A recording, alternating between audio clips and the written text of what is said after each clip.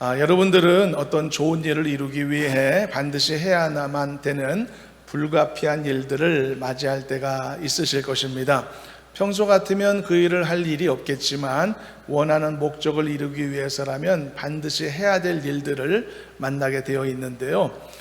그런데 이걸 부정적으로 생각할 필요는 없을 것 같습니다. 필수적인 일이라면, 어떤 좋은 것을 얻기 위해 필요한 것이라면 반드시 해내는 것이 더 당연한 일이고, 또 그것이 세상의 이치이기도 할 것이기 때문입니다. 건강을 위해서라면 다이어트를 한다. 이건 당연한 일이고 필요한 일이죠. 높은 점수를 얻기 위해서라면 밤을 새서라도 공부해야 된다. 이건 당연한 일이고요. 크고 튼튼한 집을 짓기 위해서라면 더 많은 돈을 들이고 더 오랜 시간을 투자해야 된다. 이건 당연한 일일 것입니다. 그래서 이것은 불가피라는 것은 좀 부정적인 표현이고, 무엇을 얻기 위해 필요불가결한 필수적인 일이다, 이렇게 표현하는 게 더 맞을 것이라고 생각됩니다. 그래서 이 필수적인 일을 함에 있어서는 그것을 희생이라고 여기지 않는 태도도 필요한 것 같고요, 낭비라고 생각할 이유도 없으리라고 보는 것이죠. 더 좋은 것을 얻기 위해 더 많은 수고를 아끼지 않는 것, 이건 너무나 당연한 일인 것이니까요. 예전에 TV에서 보니까 아프리카 콩고의 깊은 밀림에서 어떤 원주민이 밀림 한복판에 거처할 집을 짓는데 몇 시간 만에 뚝딱 집을 짓는 모습을 보았습니다. 탄성이 있는 긴 나뭇가지 여러 개를 이렇게 땅에다가 깊숙이 원형으로 박고, 그 끄트머리를 한데 모아서 잡아 당기니까 움막을 만들 수 있는 뼈대가 금방 만들어지는 거예요. 그리고 그 뼈대 위에다가 넓은 그런 나무 이파리들을 다 쌓아서 만드니까 금방 괜찮은 움막 하나가 완성이 되는 겁니다. 뚝딱 내 집 마련이 이루어지게 된 것이죠. 요즘 우리나라에서 평범한 직장인이 열심히 돈 안 쓰고 모아도 15년, 20년 걸쳐야 겨우 내 집 마련할까 말까라는 이야기가 있는데, 이 사람은 금방 몇 시간 만에 내 집 마련을 했으니 누가 더 행복한 사람인가, 이런 생각을 해보게 됩니다. 실제로 그 원주민은 자기가 밀림에서 이렇게 사는 게 늘 행복하다, 이렇게 말을 하는 것이죠. 그런데 여러분, 물론 행복의 조건이야 사람들마다 다 다를 수 있기 때문에 우리는 누구의 행복의 고백도 존중해 줘야만 되거든요. 행복의 조건은 외형적인 갖춤으로 인해 이렇게 순서적으로 차등적으로 그렇게 갖추어지는 것이 절대 아니라는 것을 알고 있기 때문입니다. 그러나 여기에는 이런 엄연한 차이가 있다는 사실도 알 필요가 있는데요. 그들이 몇 시간 만에 수고해서 갖게 되는 그들의 집과 우리들이 10년, 20년 노력하고 고생 끝에 가질 수 있는 집을 비교해 볼 때 그 가치의 차이만큼은 분명히 있다라고 하는 것을 우리는 부인할 수는 없을 것입니다. 비가 오면 그 집은 비가 새는 집이겠죠. 이 집은 비가 안 셉니다. 태풍이 불면 그 집은 바람에 날아가겠죠. 그러나 이 집은 날아가지 않습니다. 그렇게 나뭇가지로 만든 집에서 며칠 혹은 몇 달이나 살 수 있을지 모르겠지만, 그러나 이 집은 마음만 먹으면 수십 년을 살아도 끄떡없이 단단하고 견고하죠. 물론 우리가 어떤 집을 갖는 게 행복하냐, 이걸 말하는 게 아닙니다. 이미 말씀했듯 행복은 이런 외적인 갖춤과는 관계없이 주어지는 것임을 우리는 잘 알고 있기 때문이죠. 그러나 그들이 각각 수고해서 가진 것의 가치에 대해서는 단순 가치 비교가 가능할 수 있다는 것을 말하는 겁니다. 몇 시간 수고해서 얻은 움막하고 수십 년 수고해서 마련한 내 집은 가치를 비교할 수가 없겠죠. 어떤 것의 소중함은요, 무엇을 통해 드러나는가? 바로 소중하다는 말로서 드러나는 것이 아니고요, 그 소중한 것을 얻기 위해 사용한 그의 수고의 정도에 따라, 그리고 그의 투자의 이 정도에 따라서 비로소 증명되는 것이 아니겠습니까? 자, 이것을 하나님과 나와의 관계에서 이제 적용해서 생각해 보면 어떨까요? 하나님께서 왜 여러분들을 천하보다도 귀한 생명이라고 말씀하실까요? 여러분들은 하나님 앞에서 여러분들이 소중한 존재라는 것을 인정하십니까? 여러분들은 천하보다도 더 소중하다는 이 하나님의 말씀이 실감나고 그 말씀대로 믿어지는 그런 마음이 있으십니까? 믿으시길 바랍니다. 실감나시기를 바랍니다. 이건 사실입니다. 근데 왜 하나님 이렇게 말씀하실 수 있으실까요? 이것은 흔히 사랑 노래에서나 볼 수 있는 추상적이거나 시적인 표현의 의미일까요? 그렇지 않은 것입니다. 수많은 이 세상의 대중가요 가사를 보게 되면 사랑이라는 단어와 영원이라는 단어가 무수히 나오고 있다고 하죠.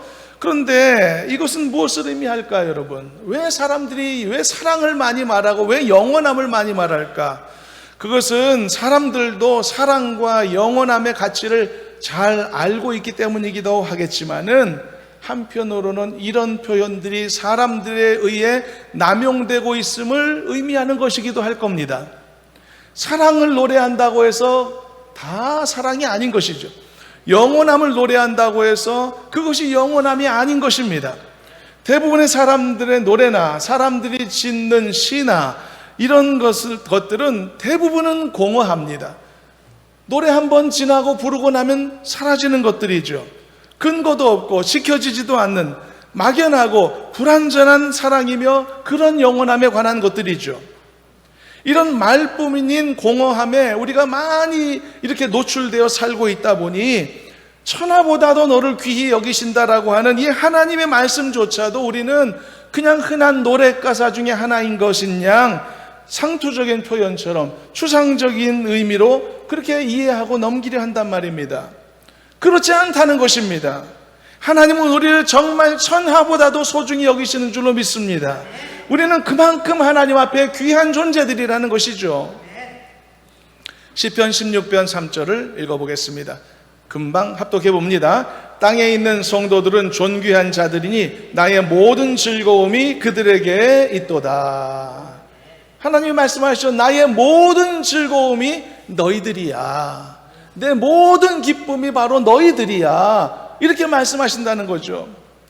갓 낳은 어린 자녀를 품에 안은 젊은 부모의 눈빛을 보면 자기 인생의 즐거움이 오직 품에 안은 그 어린 자식만 있는 것처럼 그렇게 마냥 사랑스럽게 바라보는 눈빛을 볼 수가 있죠. 그 부모의 사랑을 한 몸에 받은 품속의 자식은 그때는 알지 못하겠지만 얼마나 감사하고 행복한 일입니까? 하나님은 나를 존귀한 자로 여기십니다. 뿐만 아니라 하나님은 하나님의 즐거움이 오직 나로부터만 말미암는 것처럼 그렇게 즐거움과 사랑스러움으로 나를 바라보시는 것입니다. 그만큼 나는 하나님 앞에서 보배로운 존재인 줄로 믿습니다. 실감하실 수 있기를 바랍니다. 이사야 43장 4절을 또 합독하겠습니다. 함께 읽어봅니다. 이사야 43장 4절 읽어봅니다. 네가 내 눈에 보배롭고 존귀하며 내가 너를 사랑하였은즉 내가 내 대신 사람들을 내어주며 백성들이 내 생명을 대신하리니. 하나님은 나를 보배롭게 여기시는 것입니다. 하나님은 나를 존귀하게 여기신다고 말합니다. 하나님은 나를 지극히 사랑하신다고 말합니다. 그 사랑은 내 생명을 보존하시기까지라고 말하고 있죠. 나를 위해 생명으로 생명을 되갚는 방식을 통해서라도 나를 사랑하시고 내 생명을 지켜주신다고 말하고 있는 것입니다. 이 놀라운 하나님의 사랑은 증명된 사랑입니다. 무엇으로 증명되었을까요? 그의 사랑하시는 독생자 예수 그리스도를 이 세상에 보내시고 나를 구원하시기 위해 그 아들을 죽기까지 내버려 두셨다기 때문인 것입니다. 로마서 5장 8절도 읽어보도록 하겠습니다. 합독합니다. 우리가 아직 죄인 되었을 때에 그리스도께서 우리를 위하여 죽으심으로 하나님께서 우리에 대한 자기의 사랑을 확증하셨느니라. 나를 향한 하나님의 사랑은 의심할 필요가 없어졌습니다. 왜냐하면 확증되었기 때문인 것입니다. 사람들은 살아가며 부부지간에 살더라도 부자지간에 살더라도 항상 살아가며 서로의 사랑을 증명하기를 원하고 그리고 증명받기를 원하며 살아갑니다. 언제나 갈망하는 마음이 있고 목마름이 있는 것입니다. 왜냐하면 완전하지 않기 때문입니다. 때로는 사랑을 의심하기도 하고 때로는 그 사랑에 만족하지 못하기도 하고 그런 현상이 반복되는 이유는 완전한 사랑이 아니기 때문입니다. 그래서 항상 증명이 필요한 것이 인간의 사랑입니다. 그러나 우리를 향한 하나님의 사랑은 어떻게 되었다고요? 확증되었느니라. 완전히 도장이 찍혀졌다는 것입니다. 무엇을 통해서? 예수께서 나를 위해 십자가에 죽으심을 통해서란 말입니다. 그래서 하나님은 진짜 나를 천하보다 귀하게 여기시는 것입니다. 추상적인 표현이 아닙니다. 실제적 표현인 것입니다. 그러므로 나와 같은 한 사람의 영혼의 구원을 위해 예수님이 자신을 희생하셨다면 나라는 이 한 사람의 가치는 누구와도 바꿀 수 없고 어디에서도 이 의심받을 수 없는 정확한 사실이 된다는 것을 잊어서는 안 되는 것입니다. 그래서 우리는 마지막 심판도 두려워하지 않게 되는 겁니다. 언제나 이 사람의 재판정 앞에 가도 사람의 마음이 떨린다고 하는데 하나님의 재판정 앞에 갔을 때 누가 떨리지 않을 수 있겠습니까만, 그러나 우리는 마지막 심판대 앞에 서게 됐을 때도 사탄의 이 참수 앞에서도 당당할 수 있게 되는 겁니다. 이유가 있습니다. 예수님의 십자가로 내 죄를 예수님이 용서하셨는데 여러분, 우리에게 무슨 자신감이 없겠습니까? 사탄이 나를 참수하더라도 네가 무슨 권리로 나를 참수하느냐? 사탄아, 부끄러움을 당하고 내 뒤로 물러갈지어다라고 선포하게 되는 것입니다. 그러므로 여러분, 하나님이 나를 위해 무슨 일을 행하셨는지 잊지 마시길 바랍니다. 나의 죄를 위해서 십자가에서 예수 그리스도를 죽게 하셨고 피값으로 나를 살려주셨음을 잊지 마시기를 바랍니다. 이처럼 여러분들이 하나님 앞에 얼마나 가치 있는 존재이며 얼마나 중요한 존재인가 한순간도 잊지 않고 살아가는 믿음의 사람들 되시기를 주님의 이름으로 축원합니다. 자, 오늘 본문에는 한 사람의 구원을 그토록 소중하게 여기셨던 예수님의 모습이 기록되어 있습니다. 비록 오늘 말씀 속에는, 본문 속에는 그 내용이 아직까지는 없지만 이제 그 이야기가 시작되는 부분을 담고 있는데요, 예수님이 누군가를 지극히 사랑하셔서 그를 깊이 생각하심으로 애써 그를 찾아 나서시는 장면이 오늘 본문이 되겠습니다. 자, 그 누군가를 향한 지극정성과 그 사랑이 오늘 나와 맞닿아 있다라는 생각을 염두에 두면서 이 이야기를 함께 보셨으면 좋겠습니다. 오늘 말씀을 보면 예수님께서 내가 반드시 해야 되겠다라고 말씀하신 무언가가 있다는 것을 보게 되는데요, 무언가 해야 되겠다라고 예수님이 말씀하셨다면 엄청난 가치가 있고 쓸모가 있고 반드시 해야만 될 일인 것이겠죠. 왜냐하면 예수님이 필요 없는 일에 고집 부리실 일은 없으실 테니까. 사람들은 그렇습니다. 필요하지도 않은 것에 고집 부릴 때가 많고 안 해도 되는 일에 반드시 해야 돼라고 그렇게 생각을 하는 경우들도 많죠. 엉뚱한 일, 필요치 않은 일에 대해서, 심지어 해로운 일에 대해서조차도 고집 부리고 엉뚱하게 힘과 시간을 쏟는 경우가 아주 참 많이 있습니다. 그러나 예수님에게는 이런 낭비되는 시간이 있을 리가 없는 것이죠. 예수님이 반드시 해야 돼라고 하셨으면 그건 굉장한 큰 가치가 숨어있는 일이라고 말할 수 있을 것입니다. 그러면 예수님이 반드시 해야 돼라고 말씀하신 게 무엇일까? 오늘 본문에 뭐라고 되어 있습니까? 나는 사마리아로 가야 되겠다. 나는 사마리아를 통과해야 되겠다 라고 말씀하신 내용입니다. 본문 3절 4절을 함께 읽어보도록 하겠습니다. 3절부터 읽어봅니다. 유대를 떠나사 다시 갈릴리로 가실새 사마리아를 통과하여야 하겠는지라. 반드시 해야 된다는 형식으로 기록되어 있죠. 이것은 예수님이 그런 의지를 가지셨음을 우리에게 보여주는 말씀인 것입니다. 반드시 내가 가야 될 거야. 반드시 나는 사마리아를 통과해야 돼. 여러분, 사람들이 자신이 반드시 해야 될 일들을 적어놓은 항목을 투두 리스트라고 부릅니다. 자신의 업무에 관해서나 자신의 생활에 관해서나 또 뭐 약속 잡은 것, 약속 지키는 것이나 이런 것에 대해서 잊지 말고 해야 될 일에 작성한 것을 투두 리스트라고 하죠. 그런데 투두 리스트 외에도 머스트 두 리스트라는 것이 있습니다.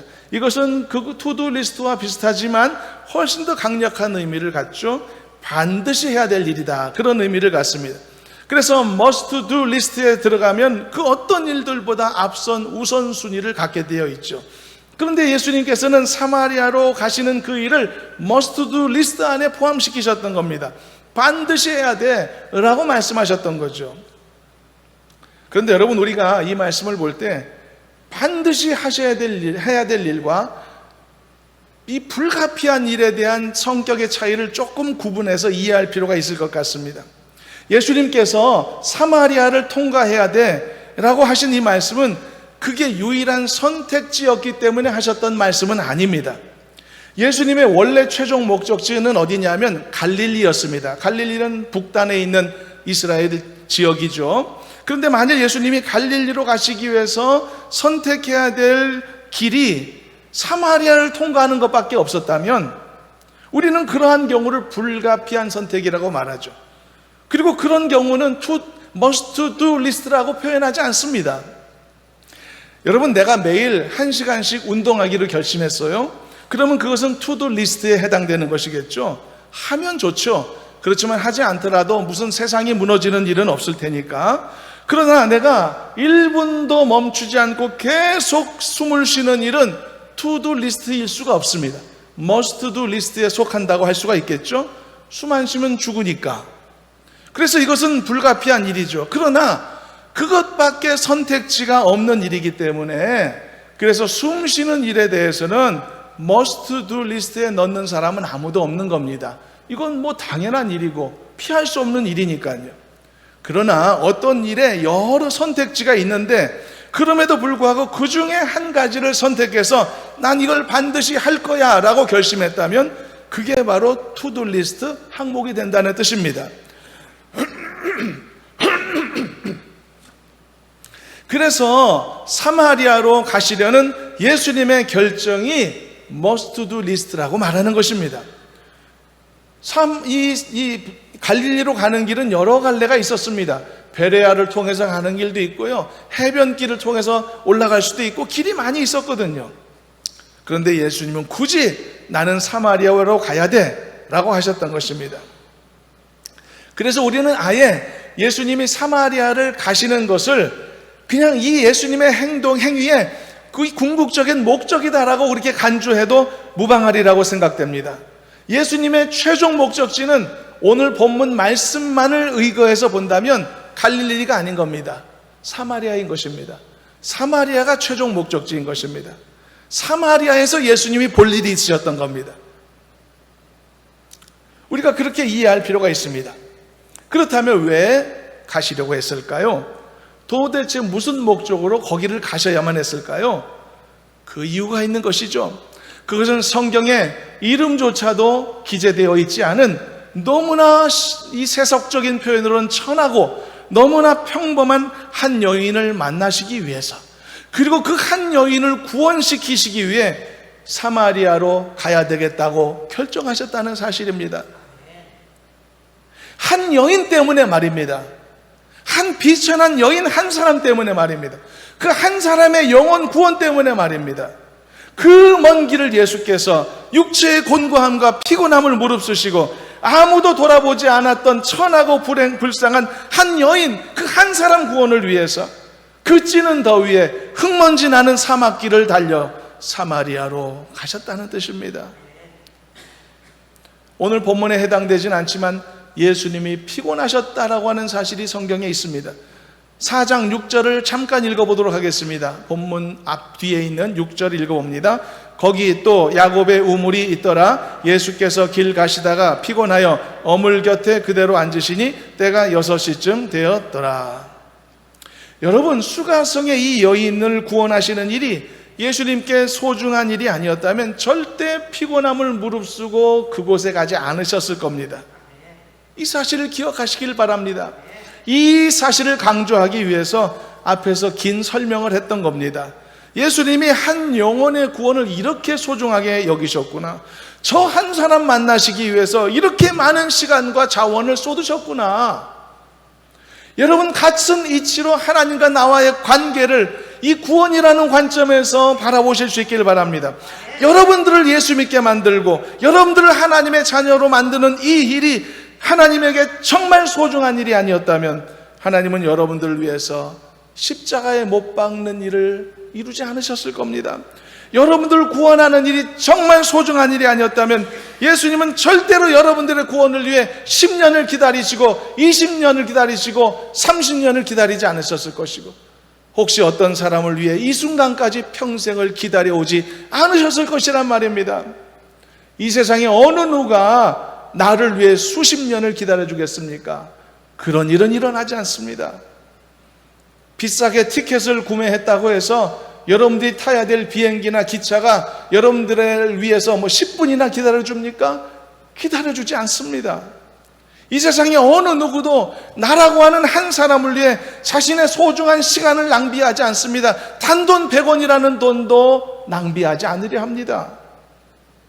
그런데 만일 예수님께서 여러분들을 구원하기 위해서 수십 년을 기다리셨다면, 여러분들의 인생의 평생을 기다려 오셨다면 정말 여러분들은 예수님 앞에 소중한 존재들인 것입니다. 그러므로 여러분들이 구원받아야 하고 하나님의 자녀가 되어야 하는 이 일은 예수님에게 너무나 귀한 일이다. must do 리스트에 들어가 있다. 반드시 해야 될 일로 규정되어 있다는 것을 잊지 않았으면 좋겠습니다.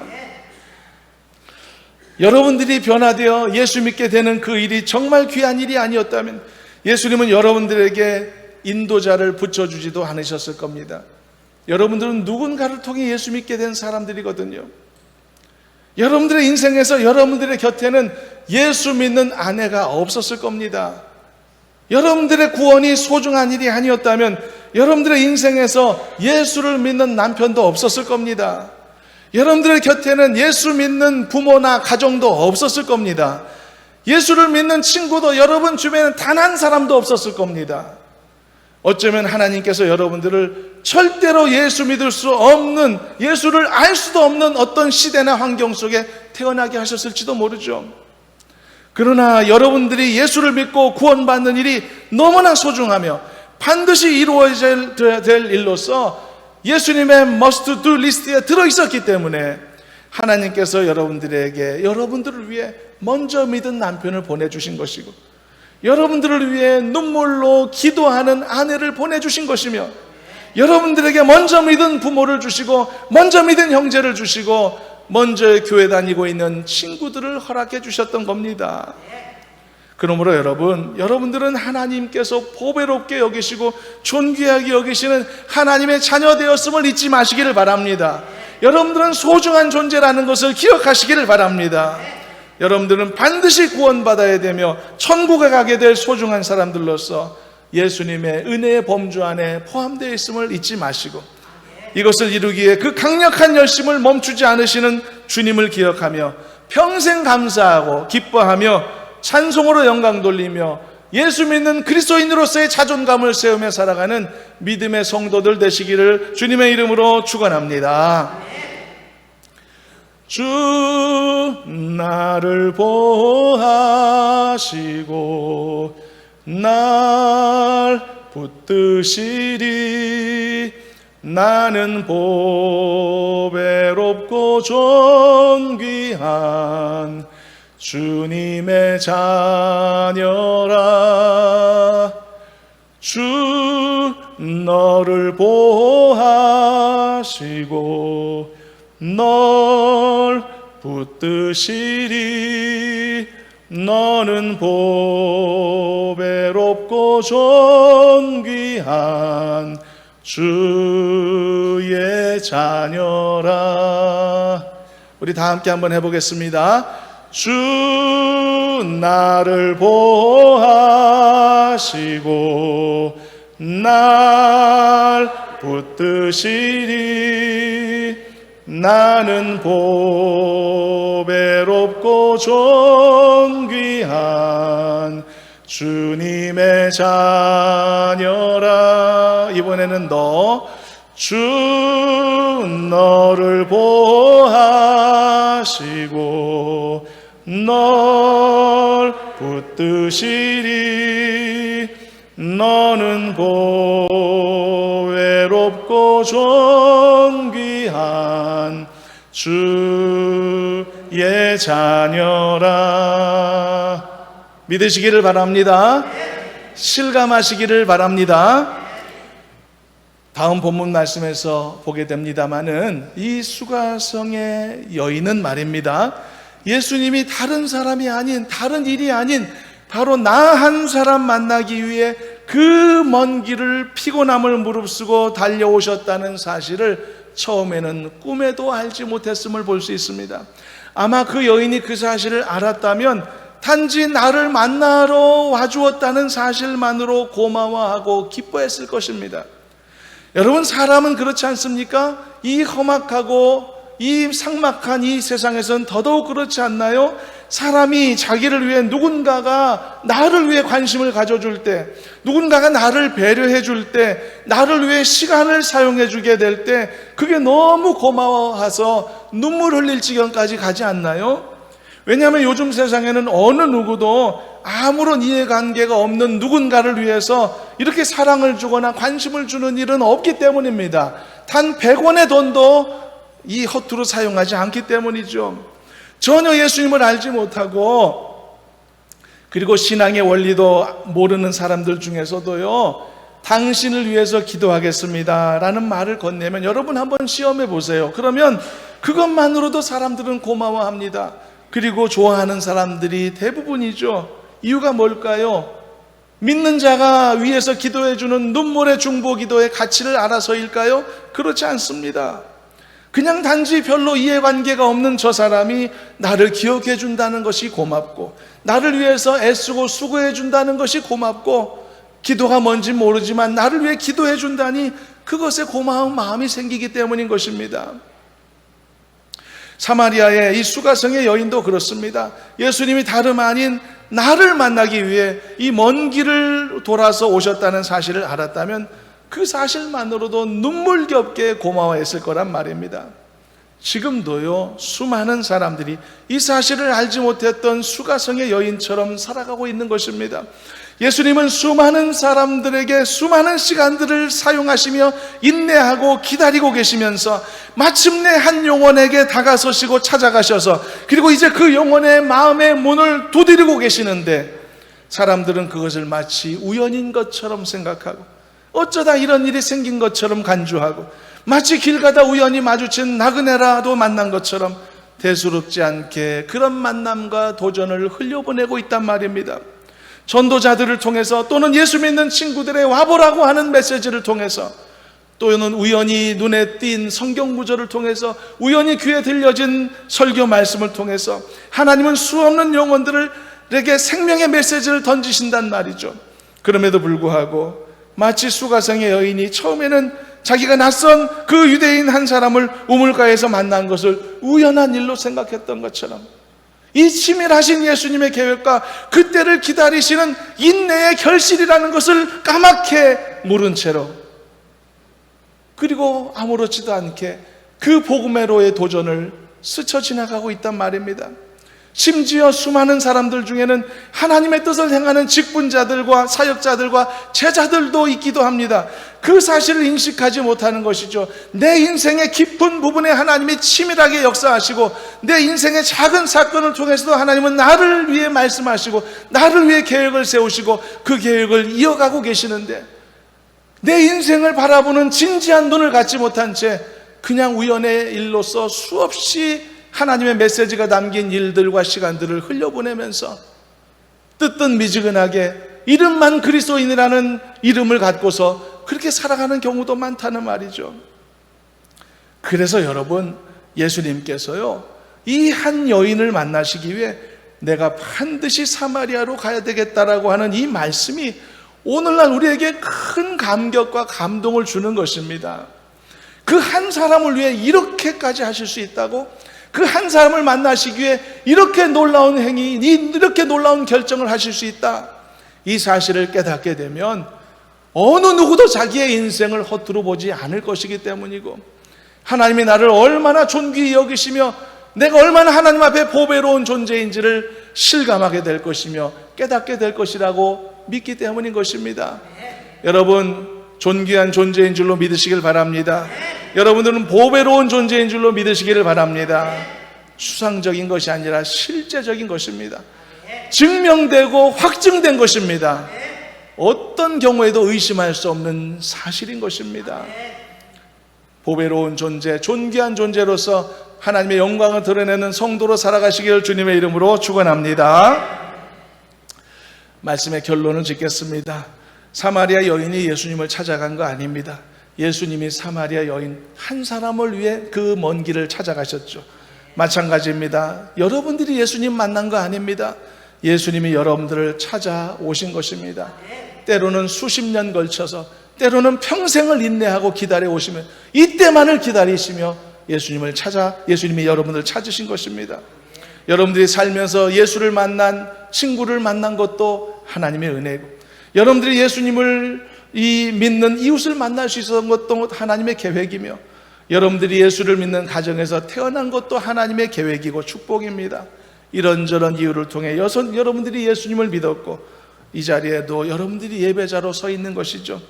그 이유는 여러분들이 쉽게 생각하는 우연이 아니고 하나님이 가지신 감당할 수 없는 사랑, 그리고 인내와 자비하심과 오래 참으심의 성품이 빚어낸 놀라운 기적의 역사라는 사실, 거대한 하나님의 섭리의 차원에서 본다면 반드시 이루어져야만 했을 필연적인 사건이었다는 사실을 잊지 않는 우리가 되었으면 좋겠습니다. 그러므로 여러분들도요, 혹시 누군가에게 복음을 전하려는 마음을 갖고 계시다면 이 사실을 꼭 기억하시고 그 일을 감당하시기를 바랍니다. 여러분들이 누군가에게 복음을 전하려는 마음이 있으면, 그리고 그들을 전도 대상자로 선택하여 하나님 앞에 맡겨드렸다면은 그것은 여러분들이 임의로 결정한 우연적 사건이 절대 아니며 그를 구원하시고자 하시는 하나님의 깊은 뜻이 담긴 역사이고 필연적 사건이라는 것을 기억하시기를 바랍니다. 그 사람을 위해 하나님이 참고 기다리신 수십 년의 인내의 결실을 볼 그 시점일 수 있다는 것을 기억하시기를 바랍니다. 그리고 그래서 여러분들도 한 사람을 교회로 인도할 때 그 영혼을 주님 앞으로 부르고자 하신 하나님의 오랜 계획의 성취일 수 있음을 기억하며 여러분 소망을 가지고 복음을 전하는 복된 입술이 되었으면 좋겠습니다. 다시 한번 우리를 구원하신 하나님의 그 깊은 사랑이 얼마나 헤아릴 수 없는 것인지를 생각하며 내가 구원받은 사실과 그리고 나를 예배자로 이 자리에 불러주신 은혜에 항상 감사하고 날마다 찬송하며 영광 돌리는 복된 성도 되시기를 주님의 이름으로 축원합니다. 하나님 감사합니다. 저희들을 이렇게 보배로운 존재로, 귀한 존재로 불러주심을 알게 하시니 감사합니다. 그 안에 감사로 영광 돌리게 하여 주시고 또한 우리의 부르심을, 목적을 온전히 이루는 우리의 삶이 될 수 있도록, 우리의 섬김과 사역이 되도록 도와주시옵소서. 예수님의 이름으로 기도하옵나이다. 아멘. 찬송가 523장 부르며 예물을 드립니다.